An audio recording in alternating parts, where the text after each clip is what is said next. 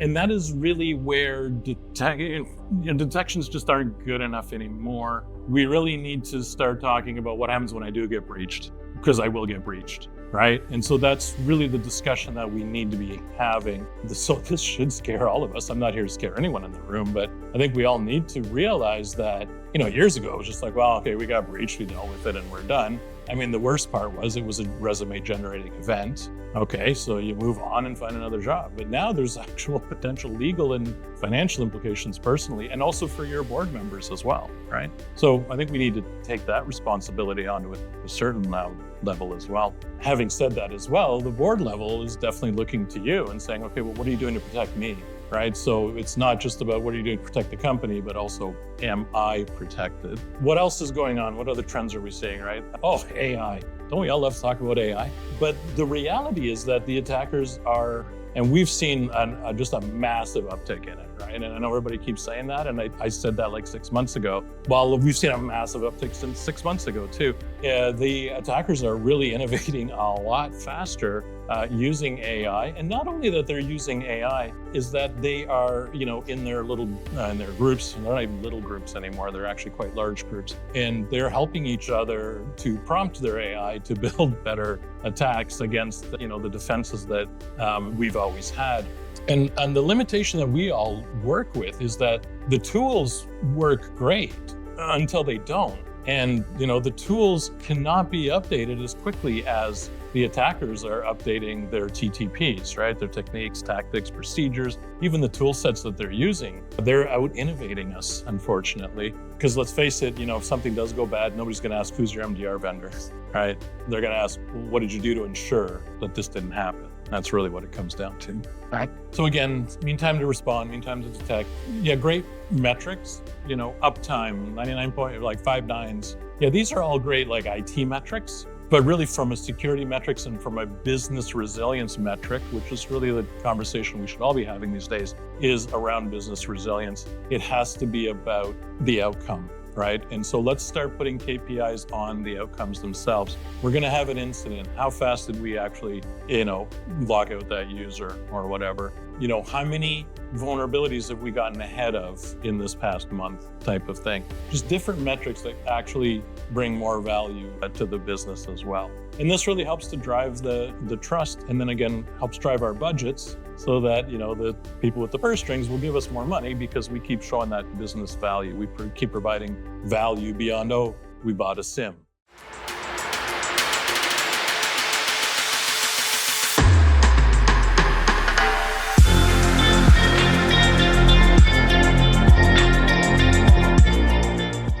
Hey, so nice to meet everyone. I'm Carlo. I'm a senior systems engineer here at Arctic Wolf. And so thanks for coming out to listen to me talk, I guess. More than happy to make this interactive, though. Just so you know, they gave me this title. They said, okay, from detection to resilience, redefining the CISO's role in cyber risk management. And go. So that was kind of what I was supposed to be talking about today. I took it to really mean what I'm seeing personally out in the industry. And that is how things have been shifting in terms of what we do as security professionals and in the CISO role specifically. And that is really where detections just aren't good enough anymore.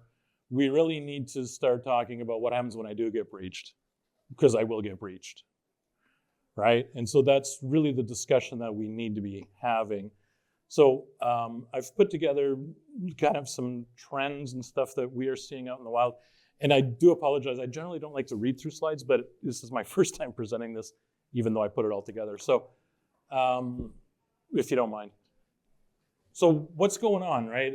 What are the trends? Obviously, we all know this, cyber breaches have been going up and all that.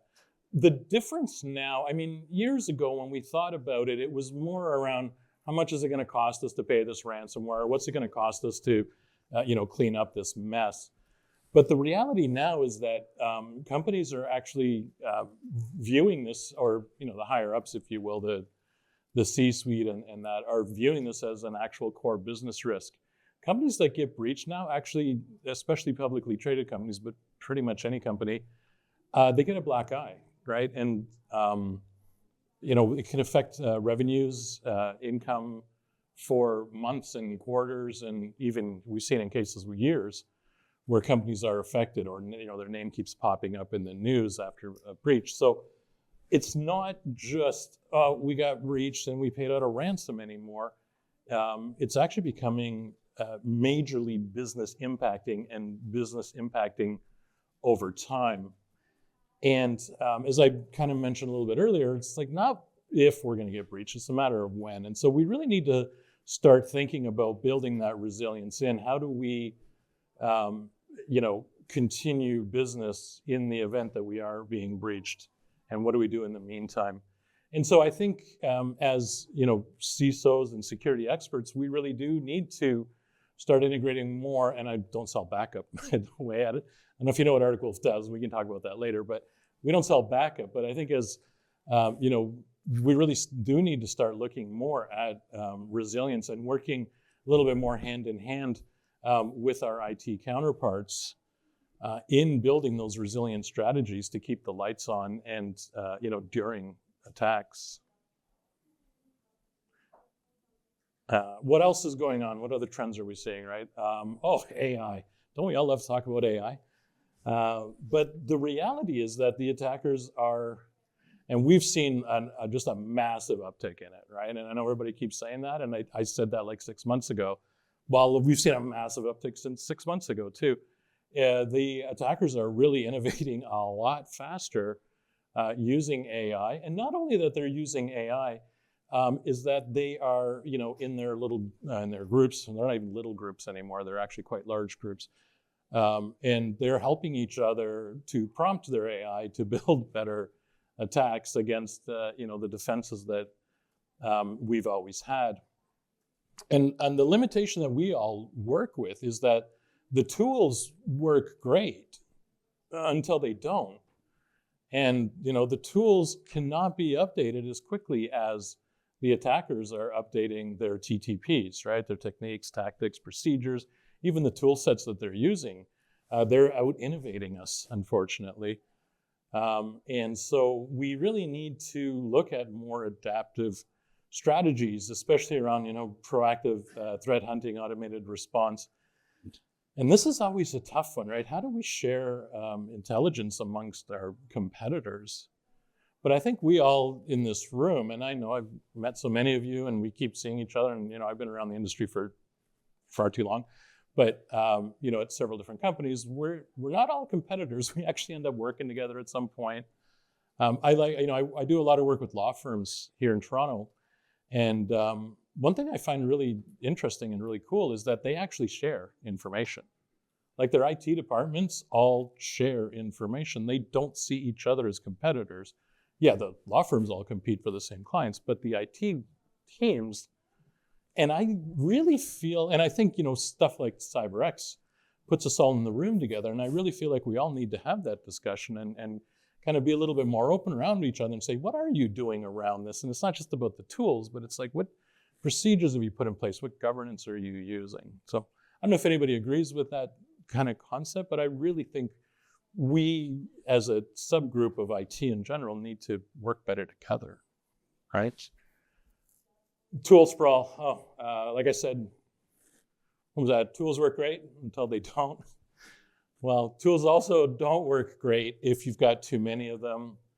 Too many, what is that? The swivel chair, too many screens. It actually ends up making things more complex, more fragmented, and a lot harder for us to have a cohesive strategy around what's actually going on in our environment. It seems counterintuitive. It's like if I get more tools, I'll have better coverage. But the reality is every tool, and we all know in security, every tool you get generates noise. And every tool you get has its own dashboard. And then every tool you get gives you specific information, and a different tool gives you other different information. And then how do you correlate it all together, right? So it really builds operational efficiencies. And oddly enough, having more tools can actually lead to blind spots because you think you're covered and then you're not. And how do you know you're not, right? And of course, there's always business implications to all that. I was talking to someone earlier, and he said something really cool, and I wish I could remember it. it was something around, you're really the best people that you have, like your best analysts and engineers, they're probably going to leave anyway, right? And your worst ones, you probably want to get rid of anyway. So you're kind of always stuck refreshing that middle layer, right? And unfortunately, like throwing more tools at them is going to burn out that middle layer, right? Because the really good ones are just going to move on to better positions, and the ones that are good enough, they're just going to get burnt out and leave altogether and go do something completely different, right? So anyway, I thought that was kind of cool. Did I hit the right slide here? Tools. Okay. Regulatory pressures. Okay, so I had to throw this in. Who deals with this, right? I think anyone in a larger corporation or a larger company is dealing with all of these different regulatory pressures. There's been talk about, holding us, and I do mean, the security experts accountable for breaches and things like that, right? So this should scare all of us. I'm not here to scare anyone in the room, but I think we all need to realize that, years ago, it was just like, well, okay, we got breached, we dealt with it, and we're done. The worst part was it was a resume-generating event. Okay, so you move on and find another job. But now there's actual potential legal and financial implications personally, and also for your board members as well, right? So I think we need to take that responsibility onto a certain level as well. Having said that as well, the board level is definitely looking to you and saying, okay, well, what are you doing to protect me? Right? So it's not just about what are you doing to protect the company, but also, am I protected? All right. Questions or comments so far? So why are the tools failing us? I've already said it twice, but what is it? Tools work great until they don't, right? So tool sprawl. We've already talked about this a little bit. I know I'm rehashing. But again, it just seems counterintuitive, but it seems like the more tools we get, the worse it actually gets. The more noise, the more potential for blind spots, right? And it's not, I think I've got another slide on this, right? But it's, maturity is really not about the number of tools that you have in your environment. It's actually measured by risk reduction. Is buying that next tool actually reducing the risk in your environment? And again, as security experts and specific to CISOs, we're always looking at risk. What is the total risk in the environment? And how are we addressing it? And so does adding that one more tool actually reduce the risk? Or is there some other way that we can reduce risk without adding more tools and all the problems that come with it, right? So it really comes down to people, processes, and integrations delivering outcomes instead of just a single tool that's going to be able to do everything for you. Now, as the title of this presentation kind of alluded to originally, we're moving from detection to resilience. And I didn't get to sit in on a lot of the sessions, or any of the sessions actually today, a little bit of the keynote. But I kind of gather that resilience seems to be an ongoing theme. Did I catch that right? Yeah, okay, so I'm not the only one on this one. The reality is, 5 years ago, it's like if we could detect stuff and deal with it in a few hours or whatever, we're good, right? Wasn't a problem. That's just not happening anymore. The other big thing, rapid response, SOAR integration and all that. But, so where was I going with that? Detection is not good enough. So we actually had an interesting scenario. We've had a bunch actually in the last 6 months, but the attackers are getting so good, especially with the new TTPs, right? They're kind of using old tools in new and innovative ways. Sometimes they're generating out brand new tools that we've never even seen before, and they are actually getting more slick. Years ago, it was like they could be in your environment for like 200 days before you figured it out, right? And then with all the good tooling that we did get, and we had a lot of good EDR tools and a lot of that, we've actually been able to shrink that window. We can find them in days or weeks sometimes, right? Like it's really shrunk it down. Well, they've just gone the other way, and they're like, well, I'm just going to evade everything. I'm going to be in your environment and be much more, and they're being a lot better at getting more evasive. And we saw an uptick in this. And the only way that we've actually been able to catch them is the fact that we see, we have over 10,000 customers globally, global company. We'll see a kind of a weird anomaly that doesn't go anywhere. It's just like, okay, that was kind of weird, but nothing came of it. Okay, well, hang on a second now. Like 20 minutes later, we saw it at this other company around the world. And then like we saw 10, 15 of this weird anomaly all over the place that never went anywhere. Do that proactive threat hunt, dig right into it, and you realize, oh no, this is like malware being deployed. This is like, PowerShells or scripts, being built in memory or whatever, right? So I guess this is a long story to really talk about how the fact that the typical detections just are not good enough anymore. And so we just have to, again, realize we're going to get breached. How do we build that resilience after the fact? And also, more importantly, how do we build that resilience? Really starts at that first action. How do we stop it as quickly as possible and then build that resilience, right? Wow, I think I've talked about this a couple times already. But there's a gap, right? And it's a pretty big gap around how the attackers are able to build the new tools, build the new TTPs, and then the time that it takes for all of the tool manufacturers, if you will, the software manufacturers or whoever, to update those detection capabilities. So we really do need adaptive strategies. And if we do it right, then the breach becomes an event and not a disaster, right? So breaches will happen, but we want it to be just, we had an event dealt with, as opposed to this went really bad. Questions or comments? Yes, please. The application kind of wraps around all of this. Cyber, unlike other departments, you come to retail, they expect there's going to be some theft, therefore they increase the price of buying you with that type of an error, well, the bank obviously will be sure to do. Cyber, there's never been, there's no failure. It's always been, we can't fail. So let's buy every tool we can and protect and detect everything we have. We can't hire the staff before we get burnout. Yeah. Our CISOs are like, you just try hiding the truth because I'm afraid of that. They start getting burned out. I think there were a realization, this kind of wraps up your point, that we can't buy now tools. Let's focus on resilience. It's going to happen. So why buy the tool? Burn everybody. Let's get tough tools to take care of what we got.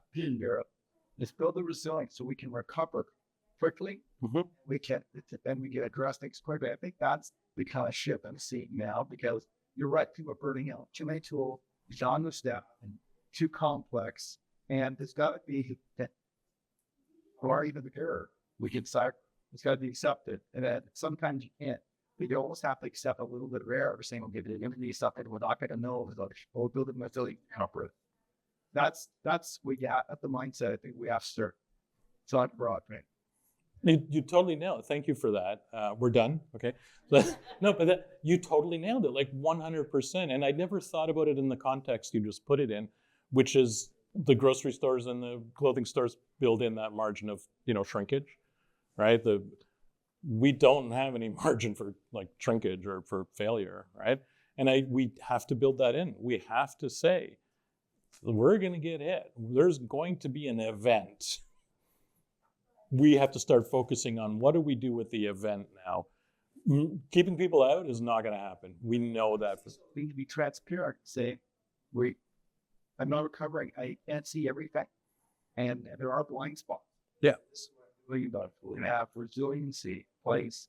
The addressing cost effective, more efficient, more cumbersome, more burned out. Yeah. The reason why, right? So enough we have to sell.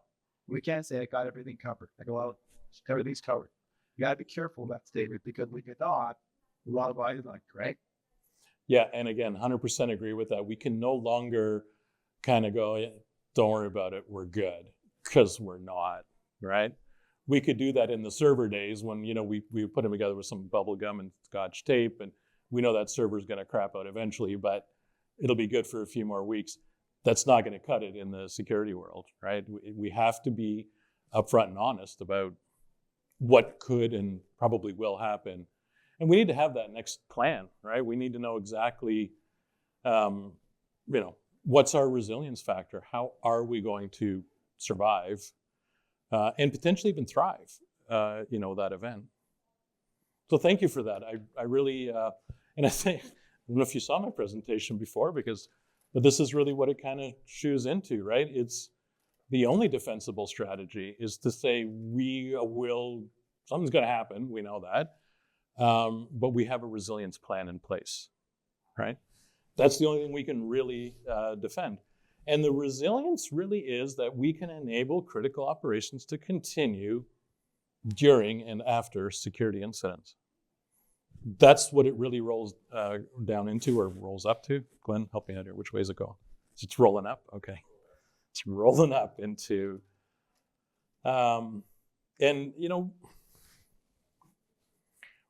we like our IT people, right?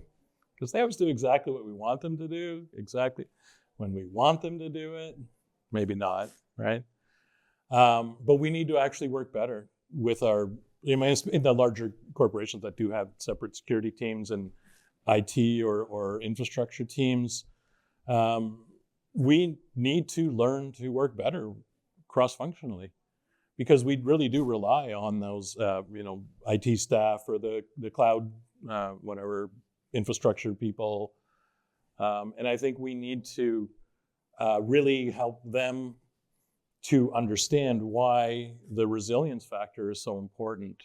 So like I said, Arctic Wolf, we don't sell backup, but I'm almost feeling like I'm going back in time to where we have to start thinking, and I'm not saying backup specifically, but I'm really having that whole resilience conversation. It's like, how do we roll back? How do we get to where we needed to be, right? Or where we were before. So again, just assume compromise and then design for continuity. Get into that resilience mindset if you've never had it before. Containing of breaches, right? So as much as I've said we don't need more tools, this is definitely something that we do need to invest in, and that is in having that automated containment. And I'm not talking about SOAR. I remember when SOAR was the big buzzword, 3 years ago? Right. And I always thought, wow, there's a technology looking for a problem to solve, right? But I think we've kind of grown to the fact where we know there are tools and capabilities to help us to, lock out endpoints, lock out users, force password resets, and remove malicious email. So those tools exist, right? So it's not specific like a SOAR thing. I think it's more just understanding that when that event happens, how quickly can we actually jump on top of, that compromise? And still in that mindset of, okay, well, can I shut down that compromised server? What is it going to affect? And I think again, as part of that whole resilience mindset, we need to really understand when a piece of our infrastructure is taken offline, whether by accident or on purpose by us, how does that actually affect business continuity? How does that affect, the continuance of the business? Any comments or anything? Love to hear. No? And it's also saying that this is back to the street up the process of systems. Why do you understand what they do, right? Yeah, absolutely, right. And that's, and again, and when I speak with larger and larger companies that have separate GRC functions and then security functions and IT functions, and I'm like, well, we need to think about this. Oh no, that's that department. And it's like, oh, that's that department. Like, no, it's all of us. Let's all get in a room together. And you're 100% correct. Is what affects what, and what's going to keep the lights on, what's going to shut the lights off, right? And we need to stop focusing on MTTR and MTTD and I don't give a rat's patootie how long it takes to detect an event or respond to an event. What I really need to understand, and personally what I think the new metric should be for all of us in this room, is outcomes. Is the business up and running? We had an event.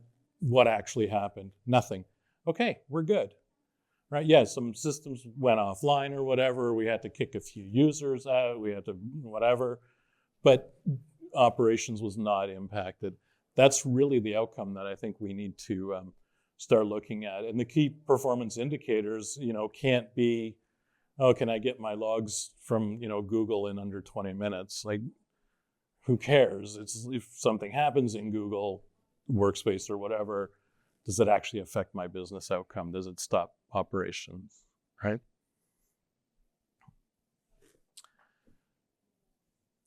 So what's our role in the transformation as security experts? So we really need to start, and I think this goes back to your point, but we need to start looking at the whole enterprise risk, at all the risks in the environment. Cross-functional, I've said it about 3 times now, and it's not, finance, legal, and operations. It's really the whole business. We have to, and I mean, it's just such an integral part, right? The whole security piece of it is really the underpinnings of the business today. And more importantly, though, I think for us, if we really want to get the budgets that we actually want, we need to be able to deliver this message to say, look, it's a business enabler, right? We are actually enabling business.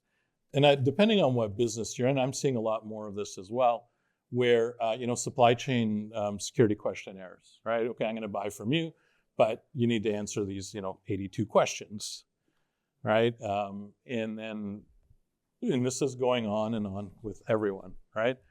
So, and I gotta think that at some point, especially, again, we deal with a lot of, banks and insurance companies and that sort of thing. I think at some point, it becomes a business differentiator as well.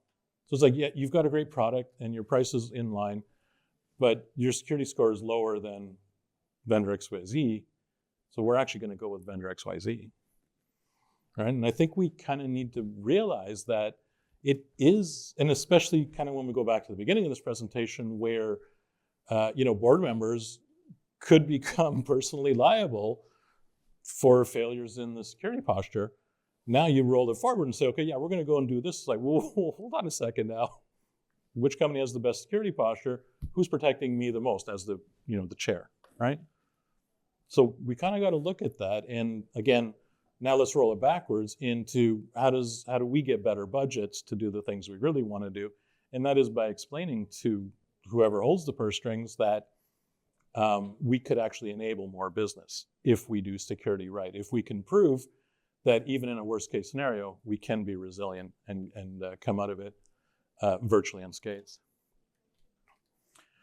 And it's all on you. As much as, again, as Arctic Wolf, we love you to entrust us with your security operations. It does always come down to you. You're the one that's held accountable for it.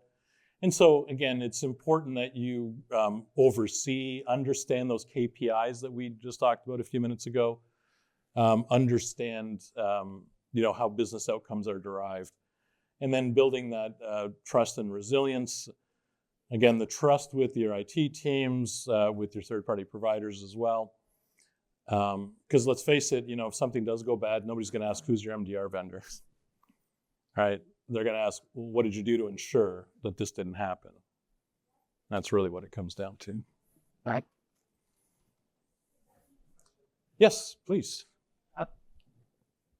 I would expect there would be some accountability, though, in case of a managed security service. And from the point of view of, the company owns the risk, the company owns the fact it hired, say, an organization like our Wolf. If you did have something for 1,000 gazillion days, or there was a very common practice that you neglected, and that breach affected, your customer. I think we go through other scenarios where you would be accountable. Oh, I 100% agree with you. Like if you're using I was told I can't talk about Arctic Wolf specifically, but so let's just say an MDR firm, a really good one like Arctic Wolf. Yeah, well, of course, if they're not doing their job correctly, absolutely, you can always point that finger back at them, right? I think the kind of the point I really was trying to get to, without being too rude about it, was checkbox MDR companies, right? Where it's just like, oh, are you monitoring my firewalls? Yes. Are you monitoring my EDR? Yes. Are you monitoring my email? Yes. Okay, but what are you actually doing with it? Like, do you just pull in that data and then it's in a bucket? Great. Or are you actually utilizing that data, or the logs, I mean, to find anomalies in my environment, right? And so I think that's kind of the point I was trying to drive to in a polite way was, it's on you to actually dig in and say, hey, what is my actual outcome? Like, are you pulling a log? Is a completely different conversation than, well, what are you getting out of that log? Or what am I getting out of that log source, for example, right? So yes, 100% agree with you. It is on the firm that you've hired, but let's face it, it becomes a resume generating event for all of us. Right. To take it a step further, and a lot of small, medium-sized businesses don't have the skill to check it. Right. They know enough to pay that have a SOC 2 policy. They should have lighter assessment. Like they might know, like, here's 5 bits you should have like outsourced yourself and done on an annual basis. And they may not understand it. But your accountability would go further, right?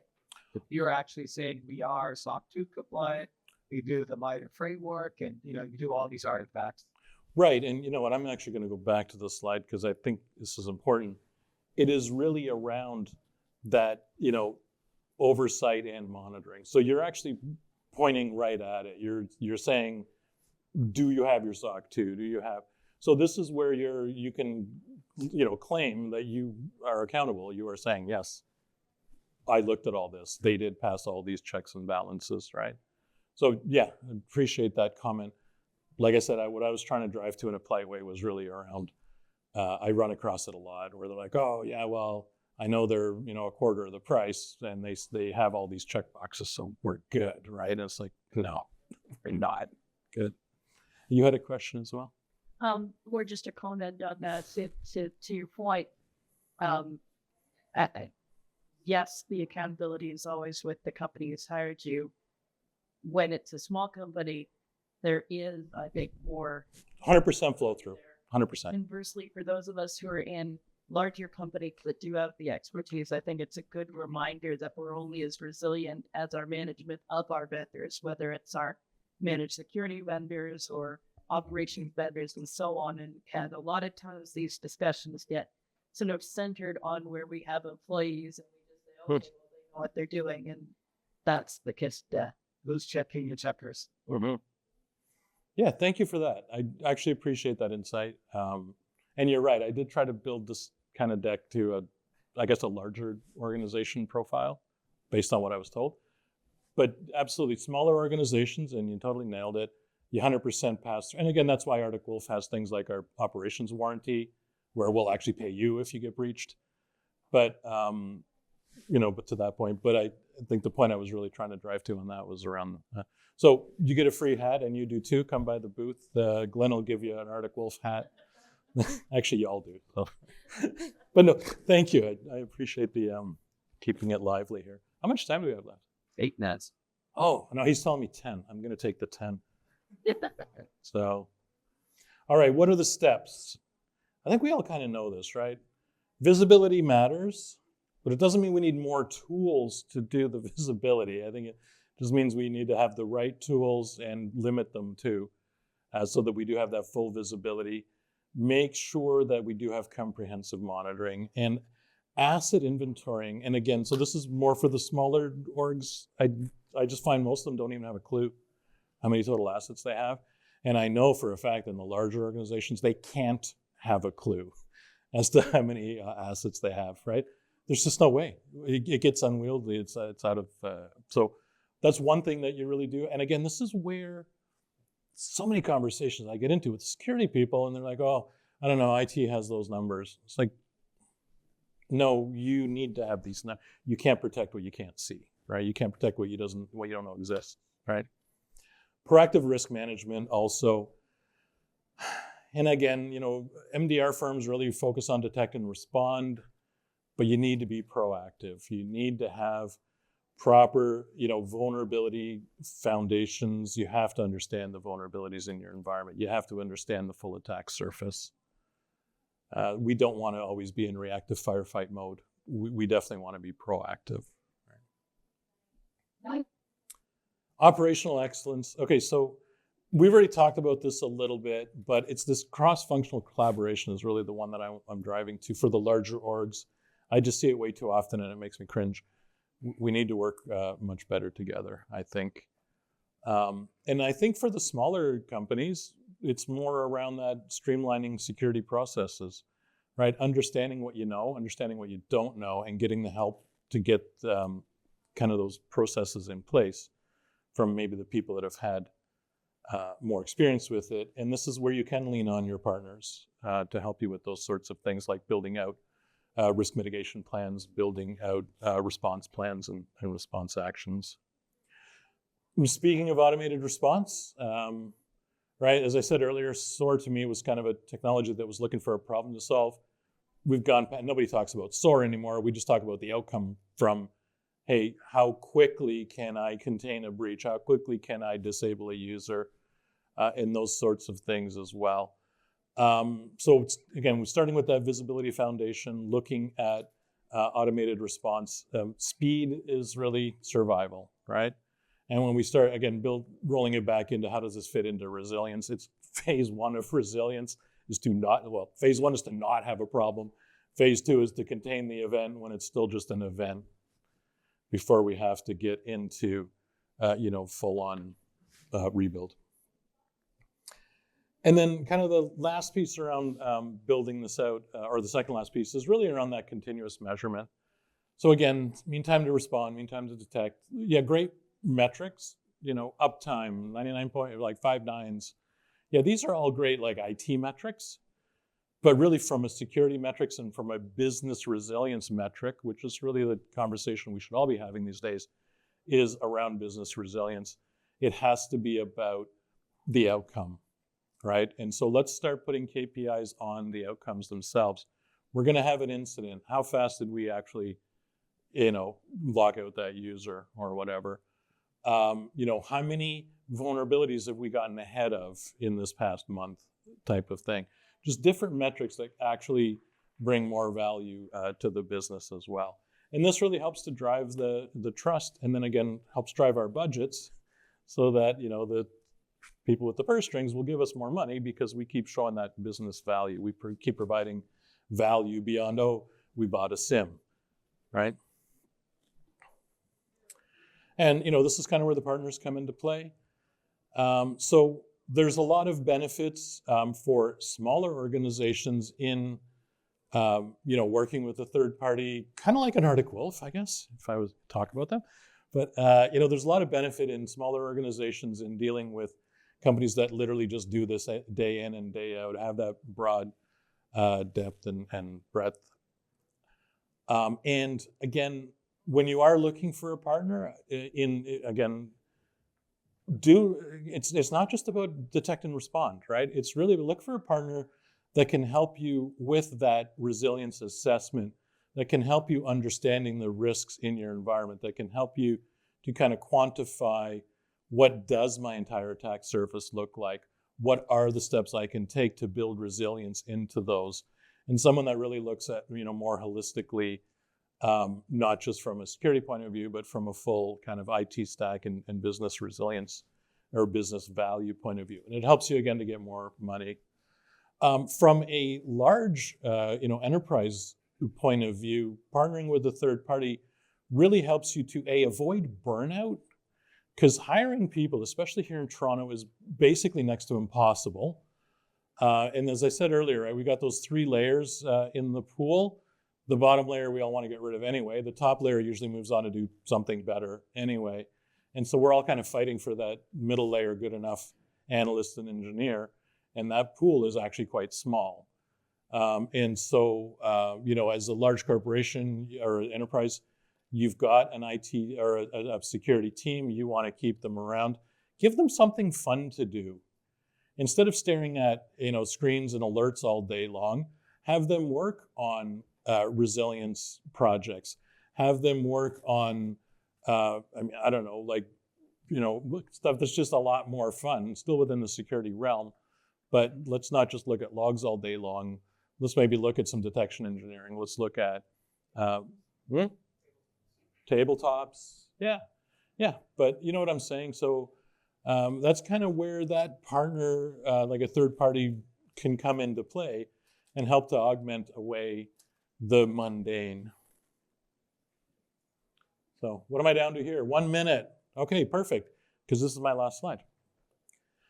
So let's move away. Let's not just think about detection and response. Let's really think about resilience. How are we going to build resilience? It's strategic, and our job is to help the business understand how we're actually not a cost center, that we are going to help drive business outcomes. Everyone, that's kind of me in a nutshell. Any questions, comments? Hello? Come by our booth for the free hats. We got a bunch of them. Yeah, thank you. Appreciate your time today.